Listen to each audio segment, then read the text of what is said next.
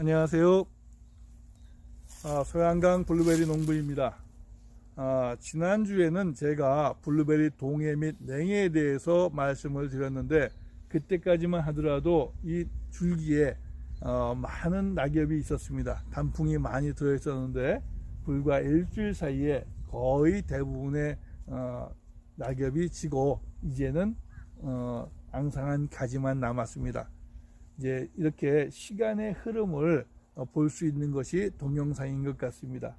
제가 누군가에게 사진이 무엇이냐 이렇게 정의를 한 다음에 제가 뭐라고 얘기했냐면은 사진을 연속적으로 찍어 놓으면은 보이지 않는 시간을 시각화한 것이 바로 이 동영상 연속된 사진이다, 이렇게 말씀드렸는데, 지난번 동영상과 오늘 이 동영상을 비교해 보면 정말 보이지 않는 시간을 이 동영상 속에서 볼 수 있을 것 같습니다. 제가 지난번에 말씀드린 블루베리 동해 및 냉해에 대해서 다시 한번 말씀을 드려야 할 이유가 생겼습니다. 그게 뭐냐면은, 제가 지난번에 블루베리 동해 및 냉해에 대해서 말씀드리면서, 이 동해라는 것은 한자를 풀어보면 얼을 동자에 해 아래자, 즉 얼어서 해를 입는 것을 동해라고 했고, 냉해라는 것은 찰냉자에 해 아래자, 즉 갑자기 차가워져서 해를 입는 것을 냉해라고 하였습니다. 그리고 이 블루베리가 동해를 입지 않기 위해서는 세 가지 조건만 지키면 된다고 하였는데, 첫 번째는 지역에 맞는 품종을 심을 것, 두 번째는 뒤늦은 시비로 늦자람이 발생하지 않도록 할 것, 이렇게, 그 다음에 마지막 세 번째는 여기처럼 이 같은 추운 곳에서 백이나 이제 이런 데 재배하면은 냉해를 입을 수 있다 하는 것을 그동안 약 한 10여 년 이상 블루베리를 재배하면서 제가 관찰하고 기록한 것을 근거로 여러분께 말씀을 드렸습니다.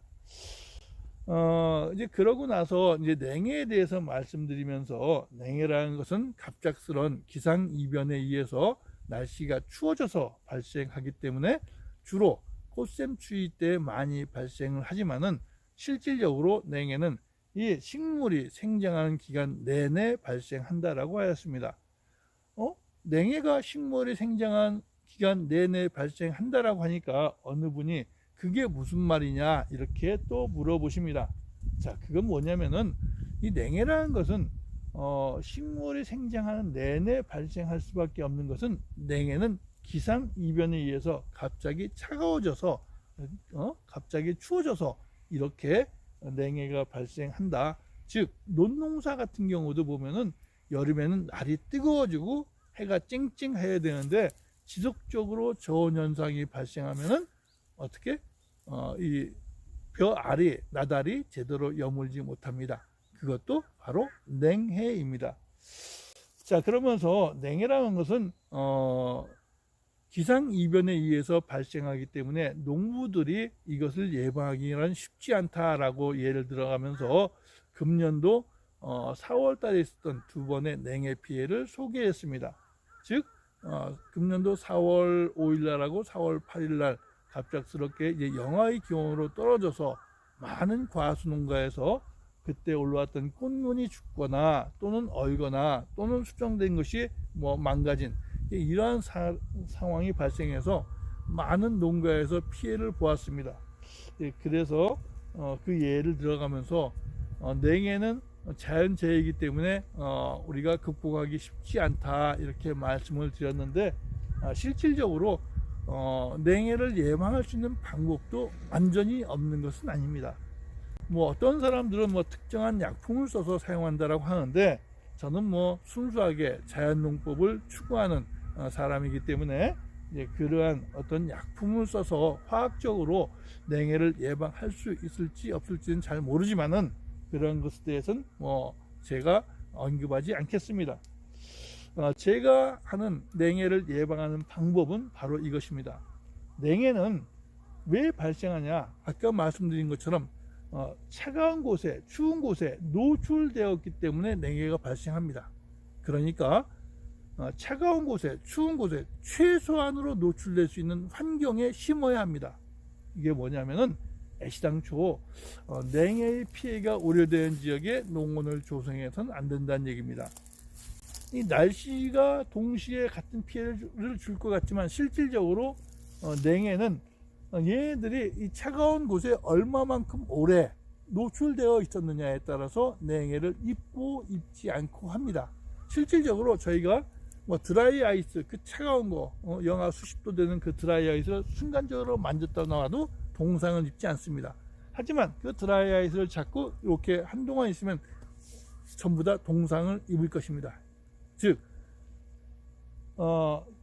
기온이 갑작스럽게 변화한다 하더라도 그곳에 오래도록 노출되지 않는다면은 이 식물들은 냉해를 입지 않는다는 얘기죠.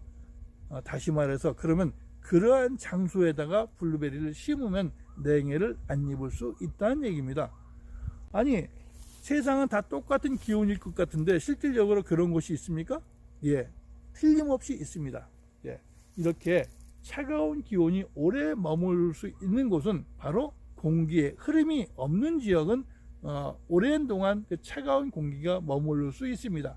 바로 포켓 에리어라고 해서 이렇게 오목하게 들어가서 파인 지역, 이런 곳에는 안개가 머무르듯이 그쪽에는 차가운 공기가 오랜 동안 머물러 있습니다.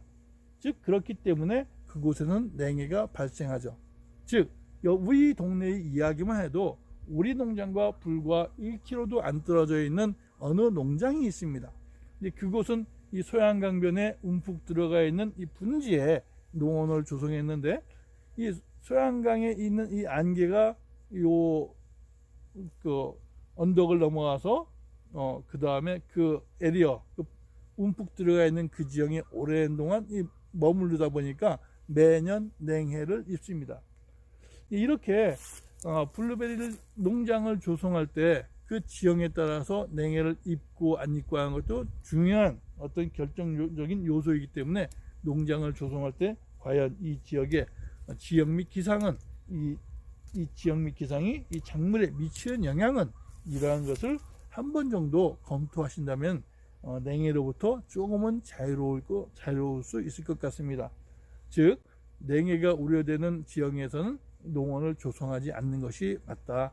그러면 냉해가 우려되는 지형은 아까 좀 전에 말씀드린 것처럼 움푹 들어가서 공기의 흐름이 좋지 않은 그러한 지형에선 냉해가 잘 발생한다. 이렇게 말씀드리겠습니다.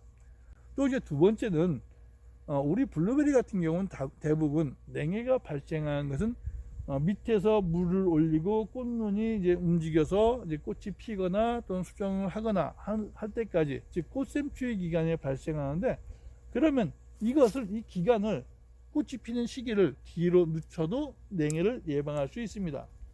꽃이 피는 시기를 뒤로 늦춘다는 것은 두 가지 방법이 있는데, 품종, 즉 늦게 꽃이 피는 품종을 심거나, 그것도 하나의 방법이고, 두 번째, 늦게 꽃이 피도록 그런 장소에 심으면 됩니다.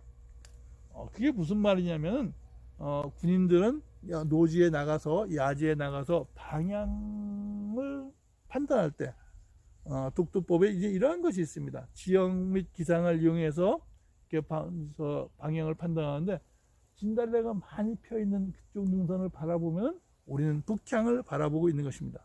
즉 진달래의 입장에서는 남쪽에서 따뜻한 해를 받아서 꽃을 피지만, 그것을 바라보는 사람 입장에서는 진달래가 많이 피어 있는 쪽은 북쪽이라는 얘기죠. 다시 말해서, 역으로 말해서 북향에다 심으면은 즉 북쪽을 바라보는 능선 쪽에다가 이 작물을 심으면은 꽃 피는 시기가 늦춰지기 때문에 냉해로부터 자유로울 수 있습니다. 어느 정도 자유로울 수 있습니다. 또 이 농장을 조성할 때 저희는 바로 산자락 아래 첫 번째 농장인데, 이렇게 산자락으로부터 시작해서 비스듬하게 이 경사가 된 지형은 공기의 흐름이 지속적으로 있기 때문에 이런 지형에선 거의 냉해를 입지 않습니다. 이렇게 냉해를 예방할 수 있는 방법은 전혀 없는 것은 아니다. 바로 지형 및 기상을 활용하는 것도 하나의 방법이다. 이렇게 말씀을 드렸습니다. 그리고 이제 지난번에 말씀드렸지만은 제가 창원에 근무할 때 보니까 진해에는 매년 군항제라고 해서 벚꽃 축제를 같이 합니다. 근데 그 당시 보니까 이제 진해 군항제 일정은 특정한 기간에 하는데, 이제 벚꽃이 계획된 것보다 빨리 피게 될 경우 이것을 피는 시기를 늦추기 위해서 그 당시 그 지역에 있는 공무원들이 한 행위를 보고 깜짝 놀랐습니다. 바로 그 큰 아름드리 벚나무 바로 아래에다가 커다란 얼음, 엄청나게 큰 얼음을 올려놓으면서 이제 이 얼음에 의해서 지온이 내려가거나 또는 그 얼음이 녹으면서 찬물이 들어가니까 땅속의 온도, 지온을 낮춰서 꽃피는 시기를 늦추는 것을 보았습니다. 이것은 제가 좀 전에 말씀드린 것처럼 이렇게 북향 지역에서 북향 지역에 이 농원을 조성하는 것과 같은 이치, 즉 지온을 천천히 뒤늦게 올림으로써 얘네들의 봄맞이 활동을 뒤늦게 하라는, 뒤늦게 유도해서 냉해를 예방하는 그러한 방법이 있습니다. 또 이제 마찬가지 어느 농장에서 제가 지난번에도 이제 말씀을 드린 것 같기도 한데, 창원에 근무할 때 마찬가지인데, 이 단감 농장에 가 보니까 갑자기 기온이 쌀쌀해진다고 하니까 그 농부는 커다란 드럼통에다가 왕겨를 넣고 그 왕겨 밑에다가 불을 피워서 밤새 이 훈훈한 이 기온이 농장을 돌게 해서 그 냉해를 극복하는 그러한 모습도 보았습니다. 이렇게 냉해는 전혀 뭐 극복이 불가능한 것은 아니다. 하지만 동해보다 극복하기는 쉽지 않더라 하는 이야기를 여러분께 드리겠습니다. 아울러 이제 제가 이제 금년도에 하고 있는 것은 그동안 블루베리를 재배하면서 제가 관찰하고 기록했던 것을 이제 동영상으로 촬영해서 유튜브에 올리고 있는데, 제가 이렇게 유튜브를 올리는 것은 어느 일방적인 주장이 될 수 있기 때문에 실시간 방송을 하겠다 하는 취지로 지난주에 화요일 날 한번, 목요일 날 한번 두 번에 걸쳐서 실시간 방송을 하였습니다. 화요일 날 한 첫 방송은 정말 난생 처음으로 실시간 방송을 하다 보니까 많은 면에서 부족했고, 또 너무 오랜 기간 이렇게 지체되다 보니까 많은 사람들한테 중요한 시간을 내가 너무 많이 뺏은 것 같습니다. 그래서 앞으로는 30분 동안만 방송을 하고, 또 제가 어떠한 내용을 가지고 방송하겠다고 사전에 예고를 함으로써 방송에 참여한 사람과 같은 내용을 가지고 토의할 수 있는 그러한 방법으로 진행하도록 하겠습니다. 그래서 돌아오는 목요일 날 또 8시에 30분간 이번에는 블루베리를 재배하면서 왜 멀칭을 하여야 하는지 멀칭에 대해서 제가 방송을 하도록 하겠습니다. 블루베리 재배에 대해서 관심이 있거나 또 블루베리를 앞으로 재배하실 분, 또 주변에 많은 분들에게 같이 제 유튜브 채널을 소개해줘서 많은 분들에게 도움이 될 수 있는 그러한 방송이 되었으면 좋겠습니다. 저는 2020년을 블루베리 재배와 관련된 모든 것을 망라해서 동영상으로 촬영한 것을 목표로 진행하고 있습니다. 여러분 좋아요와 구독으로 응원해 주십시오. 아울러 매주 목요일 8시에 진행하는 실시간 방송도 꼭 봐주시기 바랍니다. 제가 알고 있는 블루베리 재배와 관련된 모든 노하우와 그리고 귀농귀촌과 관련된 모든 정보를 여러분께 제공하는 유익한 채널이 되도록 하겠습니다. 감사합니다.